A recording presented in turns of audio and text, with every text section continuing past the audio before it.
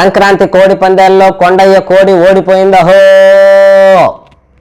ఎందుకు ఓడిపోయిందో నాకు తెలియదు, మీరే చూడండి. సంక్రాంతి వచ్చింది తుమ్మెదా, సరదాలు తెచ్చింది తుమ్మెదా, కొత్త అల్లుళ్లతో కోడి పందాలతో. హుషారుగా ఉండవే. హుషారే కదా పండగలు కదా, Bhogi, Sankranti, Kanuma, happy happy happy. మొత్తం హ్యాపీ అంతా సంతోషం అంతా నీ కాడే కనపడుతుంది మామ. అందుకని కొంచెం బాధగా కూడా ఉంది మామ. అదేంది మామ బాధ?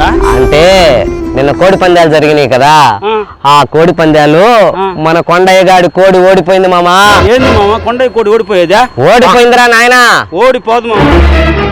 బాండ్ పేపర్ ఏమన్నా రాసిచ్చావైందా మామ? కోడికి ఏమి పెడతారు తెలుసురా? జీడిపప్పు, బాదం పప్పు, పిస్తా పప్పు. ఇంకా చెప్పురా. మురళీకృష్ణ మలై కాజా, అమరావతి చేపల పులుసు, జై హింద్ బాదుషా, రియాజ్ బిర్యానీ ఎన్ని పెట్టినా ఆడు ఓడిపోయింది కొండయ్య కోడి. కోడి ఓడిపోయిందంటే నేను నమ్మను మామ. మళ్ళీ అదే మాట మాట్లాడుతావు. ఓడిపోయిందిరా నిన్న పందాల్లో కోడి.